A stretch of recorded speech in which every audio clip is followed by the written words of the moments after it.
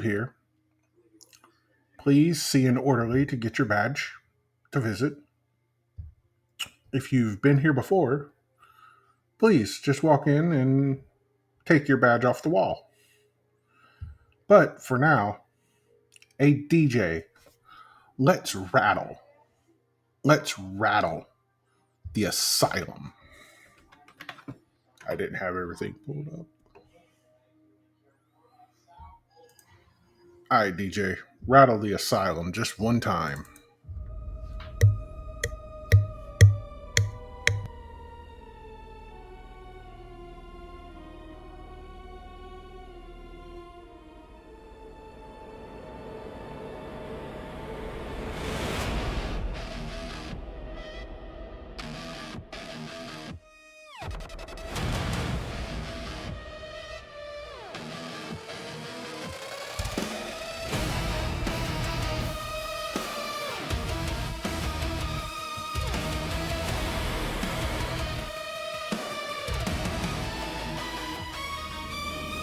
In the halls where the whispers crawl, where the broken shadows stain the wall, a heavy step echoes through the deadened air. The warden walks and terror follows everywhere. Keys like iron tombstones ring, a lullaby no saint soul should sing. He knows each scream, each name, each plea, for none escape his registry. Warden of the asylum, master of the locked and lost.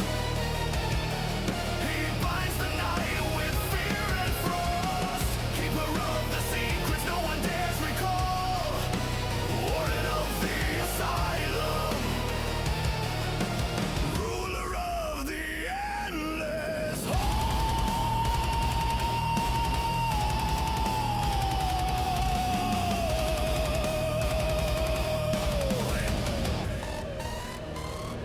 Behind his mask the darkness stares, cold as the thoughts no mind should bear. His coat drags like a mourning shroud, a ghost made flesh, a silence loud. He turns the key and worlds collapse, sanity breaks in his iron grasp. The lights flicker when he draws near, even the walls remember fear. Warden of the asylum, master of the locked and lost. He binds the night with fear and frost, keeper of the secrets no one dares recall. Warden of the asylum, ruler of the endless hall.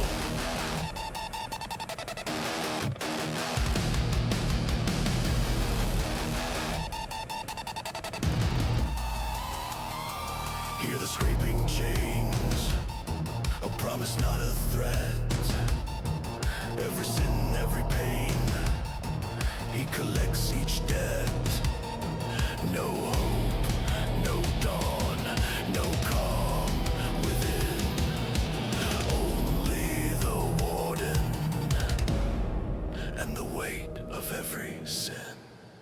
Warden of the asylum, when nightmares learn to crawl, where broken souls obey his call, when the last light fades and the lost ones fall, he stands unending, king of the iron hall.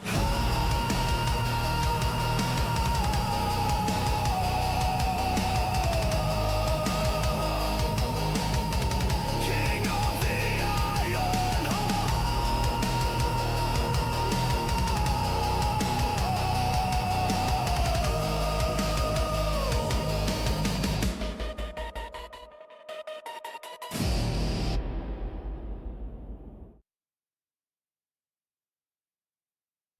All right, now that the DJ has rattled the asylum, rattled the ward, let's talk. What are we talking about today, you might ask?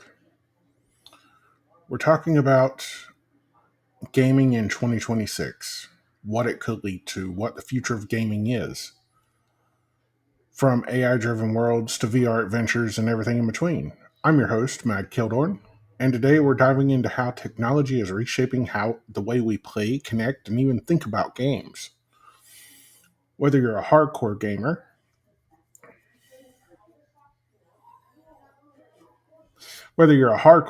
a casual player, or just someone curious about where gaming is headed, you're in the right place. Let's level up. Before we look forward, let's take a quick snapshot of where gaming is going to be in 2026. We've seen AI companions that react like real players, VR worlds that feel indistinguishable from reality, and procedural storytelling that adapts to your choices in ways we couldn't imagine 5 years ago. To break it down, here are the three trends that will be dominating gaming in 2026. Adaptive AI NPCs. Your in game friends and rivals now have personalities that evolve. Cross reality integration. Game bridging VR, AR, and real life experience. Player driven economies. Blockchain and decentralized assets are creating real world stakes inside games. And it's not just tech. Games are starting to influence how we socialize, work, or even exercise. Imagine a fitness game that dynamically adjusts your workouts based on your in game performance. We're closer to that than ever. In a spotlight interview, I interviewed my friend Riley. He is an AI engineer, but he also is an AI developer. I thanked him for coming on the podcast. We did this interview via email. I said, let's jump right in. AI NPCs are getting smarter, more lifelike, even emotionally responsive. How do you design an AI that feels human without breaking the game? He said in response, great question. It's all about context and learning. We build AI that observes player choices, reacts dynamically, and even remembers previous interactions. The key is balancing unpredictability with fairness so players feel challenged but not cheated. I said, could you give me an example? Could you share an example from one of the many models that you've done?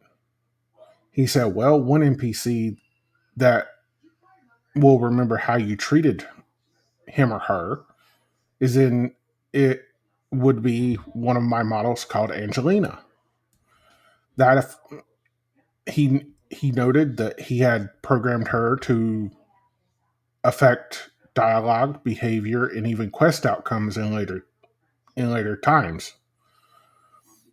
And players and people that actually met his AI model said that it feels like she actually knows them. And I said, that sounds next level immersion. Do you think this will become a standard across games? He said, in response, absolutely. Within 2 to 3 years, adaptive AI will be expected in major titles, especially RPGs and simulation games. It changes the narrative from static storytelling to dynamic co-creation. So what he means is that eventually AI is going to be a major thing for titles that are coming up. Eventually, RPGs are going to have dynamic AI interactions that remember your last time that you chatted with them. They're going to affect dialogue. It's your decisions are going to affect their next dialogue, their behavior, and even quest outcomes in later chapters. So, how do we deal with this? How do we, as players, accept this? Well, it's a great thing. Really, it is. It's a great thing. Um, RPGs where basically your quest givers or the people that you talk to in game that are NPCs, they remember things. It would make an RPG more exciting, simulation game more excitable. But let's talk about VR and cross reality experiences. VR has come a long way, but 2026 is all about cross reality experiences. Imagine a game that starts in VR and continues on your phone and even integrates real world location. We're seeing major developers experiment with mixed reality RPGs, location based puzzles, and live in game events that overlap with concerts, sports, or esports arenas. For example, last month's last month's event, the Neon Odyssey VR, allowed players to influence a live concert in Tokyo while playing from New York. That's not just gaming. That's a new form of entertainment. Could VR games replace traditional sports? Interesting question. Personally, I think they'll complement rather than replace. VR introduces accessibility, but the thrill of a real world competition will always exist. That said, hybrid leagues are coming. I believe that yes, hybrid leagues will come because VR makes it much more interesting. It makes it feel more real. Um, I mean, hell, you already have VR stuff that you can't. There are certain VRs out there that you can't tell the difference between that and the real world because the VR looks so real. So here's a quick fire list of games that may be making waves this year. Eternal Worlds, an AI driven RPG. Neon Odyssey, cross reality adventure. Quantum Drift, procedural roguelike with dynamic narrative. Echoscape VR, immersive open world VR exploration. And Pixelverse Remix, indie platformer with live player evolved levels. What's exciting here is how diverse the gaming landscape has become. There's something for every player, from hardcore strategists to casual storytellers. So, what does that mean for us gamers? Gaming is no longer just a pastime, it's a space where technology, storytelling, and human connection converge. In 2026, our creative our creativity and even our friendships are shaping digital worlds in ways we've only dreamed of. So basically, hopefully in 2026, we get better gaming. We get more immersive storytelling for single player. We get more immersive gameplay. We get better gameplay. Um, I'm looking forward to 2026. Uh, Gaming for me is stress relief. Gaming for me is a time of relaxation. It's the reason that you'll see me. You can catch me via Discord playing a little simulator game of some sort. You can catch me playing something like Balloons TD6, uh, which is great with mods. By the way, I play modded TD6. I don't play regular. It's not enough challenge.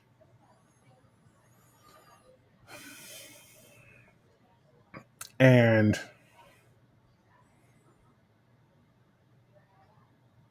Games help manage, for some people, it helps manage stress, anxiety, and even trauma.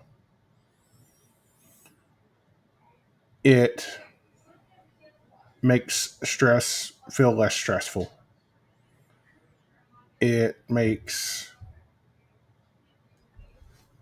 things that would normally cause your anxiety to spike to go away.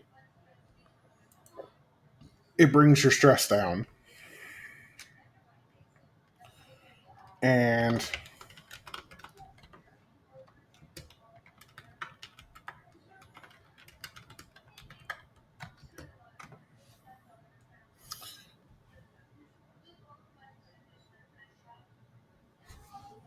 it it can lead to helping with things that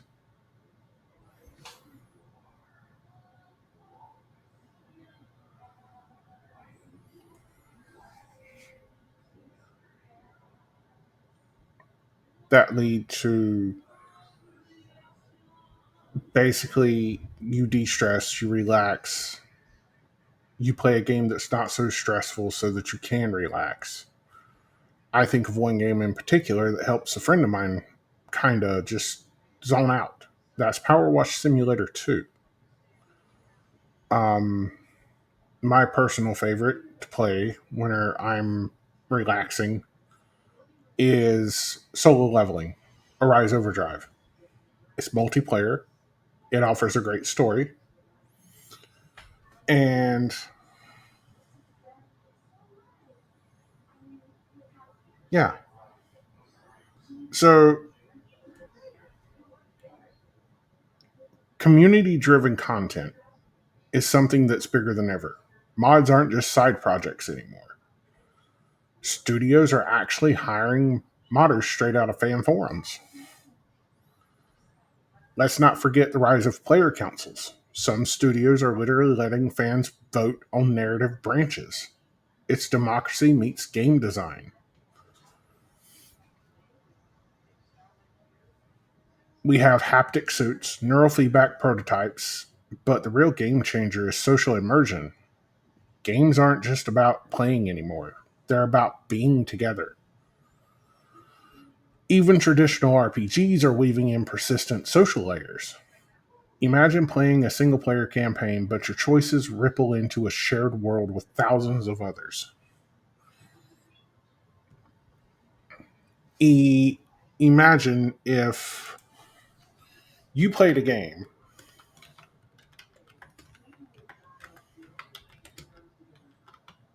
and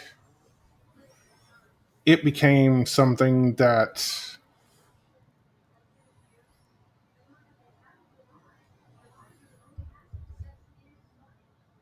your decisions affect everything.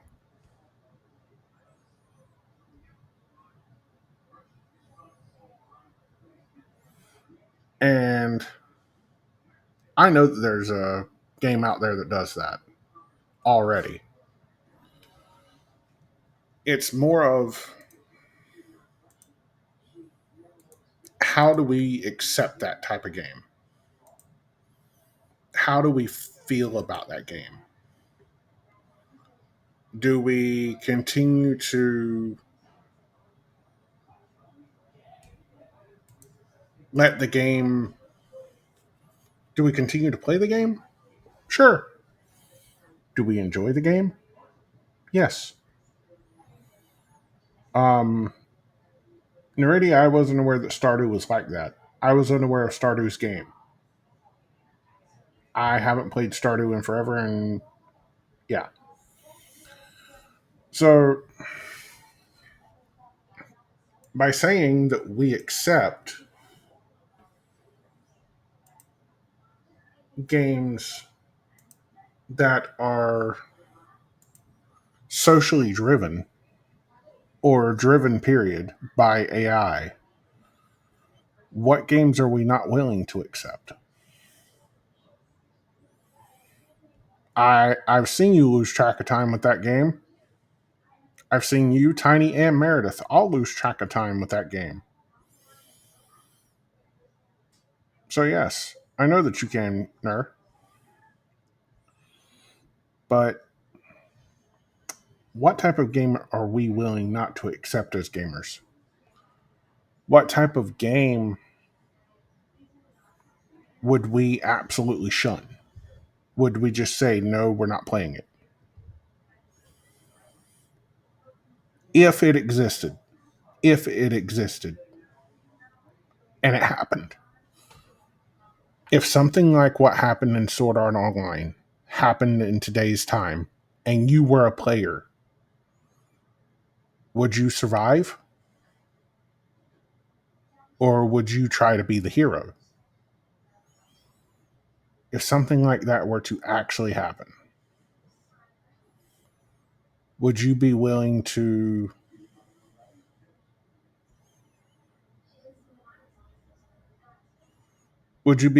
accept the fact that you were trapped inside of a video game? Would you be able to accept the fact that you may not see the outside world for quite a while? Could you accept it? Is the question.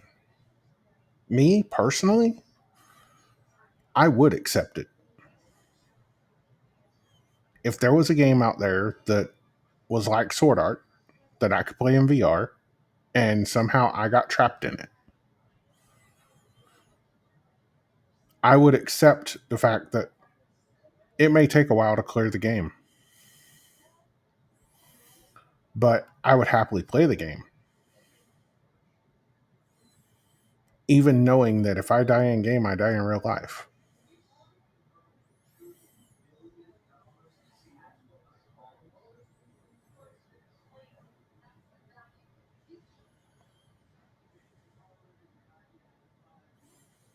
So, yeah, think about it. Think about it for a while. And if you're watching this from the YouTube side, leave a comment. Leave a comment saying what you would do in that situation. If you're listening from Spotify, do the same. Leave a comment. Let me know what you would do. Give me your thoughts. And if this is a portion of the podcast that you are interested in, leave a like and subscribe on the video for YouTube. Give me a rating on Spotify. And remember to always tell someone you love them, because now it's time for me to close the doors. And DJ, I need you to do me one final favor. One. Rattle the asylum until the doors are closed. Good night, ladies and gentlemen. I love each and every one of you. And until next time, I'm Matt Kildorn. I've been your warden. And we're leaving the asylum. Rattle the cage.